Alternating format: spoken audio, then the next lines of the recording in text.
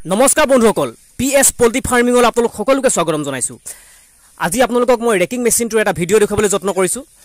এই যে আপোনালোকে দেখিছে ৰেকিং মেচিনটো, এই ৰেকিং মেচিনটো মই এখন হাতেৰে যিহেতু মাৰি আছোঁ, বৰ্তমান এখন হাতে মোবাইলটো ধৰি থাকিবলগীয়া হৈছে, গতিকে অকণমান স্পীডত যাব পৰা নাই মই মেচিনটো লৈ, গতিকে ভিডিঅ'টো লাহে লাহে দেখুৱাবলৈ যত্ন কৰি আছোঁ। আজিৰ এই ভিডিঅ'টোত ৰেকিং মেচিনেৰে ৰেকিং কৰিলে কি সুবিধা হয় আৰু কি অসুবিধা হয় তাৰ বিষয়ে আলোচনা কৰিবলৈ আগবাঢ়িছোঁ, গতিকে ভিডিঅ'টো শেষলৈকে চাই থাকিব বুলি আশা থাকিল। আপোনালোকে এই যে ৰেকিং মেচিনটো দেখিছে, এই ৰেকিং মেচিনটোৰ মূৰ 2 ফুট বহল আছে, গতিকে এবাৰত 2 ফুটকৈ মানে ৰেকিং কৰিব পৰা যায়। কিন্তু কোৰ এখন ল'লে কিন্তু 2 ফুটকৈ নাযায়, কোৰখনৰ চাইজ যিমান হয় সিমান চাইজেৰেহে ৰেকিং কৰিব পৰা যায়। গতিকে মোৰ কিছু সময়ৰ কম হৈছে, মানে কম সময়ৰ ভিতৰতে মই এখন ফাৰ্ম ধুনীয়াকৈ ৰেকিং কৰিব পাৰিছোঁ আৰু কষ্ট কম হৈছে, গতিকে মাত্ৰ ঠেলি গ'লেই হয়, ধুনীয়াকৈ ৰেকিং কৰি লৈ যায়। গতিকে আপোনালোকক আগফালৰ পৰা দেখাবলৈ চেষ্টা কৰিছোঁ। এয়া মই ধুনীয়াকৈ কেনেকৈ ৰেকিং মেচিনটোৰে ঠেলি লৈ আহিছোঁ আৰু এইধৰণে ধুনীয়াকৈ প্ৰায় যিখিনি টুকুৰা টুকুৰি ভুচি থাকে তাহাঁতৰ গুবিলাক মিক্স হৈ যিবিলাক ডাঠ হৈ যায় সেইবিলাকো কিন্তু ভাঙি চিঙি গুৰি হৈ যায়। যিহেতু ইয়াত ডাঠ থাকে, বহুত ডাঠ থাকে, ডাঠবিলাকে মানে কি কৰে মিক্স কৰি পেলাই, মানে ভাঙি পেলাই, ট্ৰেক্টৰৰ যিখন ফাং থাকে ফাংখনৰ দৰে মিক্স কৰি পিনে ভাঙি পেলাই। গতিকে বহুত সুবিধা হয় কিন্তু এই ৰেকিং মেচিনটোৰ পৰা। এই ৰেকিং মেচিনটোৰ বিষয়ে আগৰ এটা ভিডিঅ'ত মই সম্পূৰ্ণ বিৱৰণ দি থৈছোঁ। এই ৰেকিং মেচিনটো মই কি ধৰণে বনাইছিলোঁ বা কিমান খৰচ পৰিছিলে সকলোবিলাক তথ্য সেই ভিডিঅ'টোত দিয়া আছে। আপোনালোকে মোৰ চেনেলটোলৈ গৈ সেই ভিডিঅ'টো এবাৰ চাব পাৰিব। গতিকে এই ভিডিঅ'টোত মই ৰেকিং মেচিনটোৰ বিষয়ে বা এই মেচিনটোৰ বনাওঁতে কিমান খৰচ পৰিছে, কি ধৰণে বনাইছোঁ তাৰ সবিশেষ কিন্তু মই এতিয়া নকওঁ। বৰ্তমান সময়ত মোৰ এই ফাৰ্মখন প্ৰায় ৰেকিং কৰা হৈ গৈছে, মাত্ৰ মাজৰ যিখিনি দানা পাত্ৰ পানী পাত্ৰ আছে তাত অকল ৰেকিং কৰিবলৈ আছে, গতিকে কোৰেৰে ৰেকিং কৰিম সেইখিনি।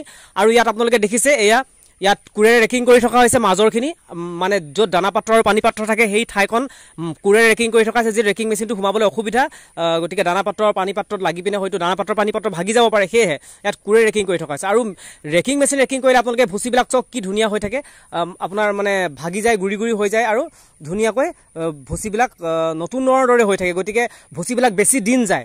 আপোনালোকে দেখিছে নিশ্চয় ভিডিঅ'টোত কি ধৰণে ইমান ধুনীয়া হৈ আছে ভুচিবিলাক।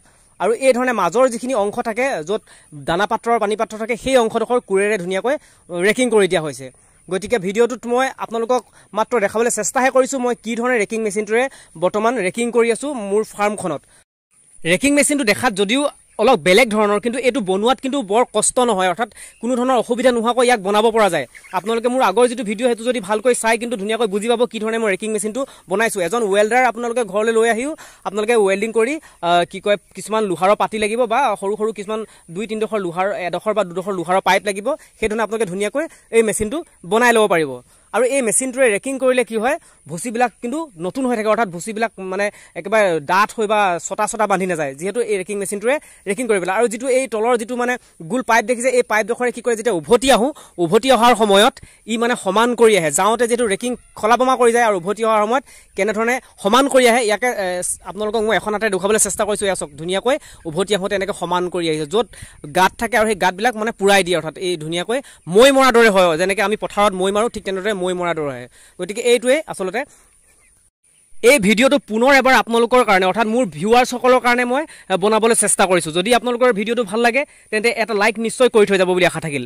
আৰু যদি মোৰ এই চেনেলটোলৈ আপোনালোক নতুনকৈ আহিছে তেন্তে মোৰ চেনেলটো ছাবস্ক্ৰাইব কৰি থৈ যাব আৰু কাষতে থকা বেল আইকনটো প্ৰেছ কৰি দিব, তেতিয়াহে মোৰ আহি থকা নতুন নতুন ভিডিঅ'বিলাক আপোনালোকে পাই থাকিবলৈ সক্ষম হ'ব। ধন্যবাদ।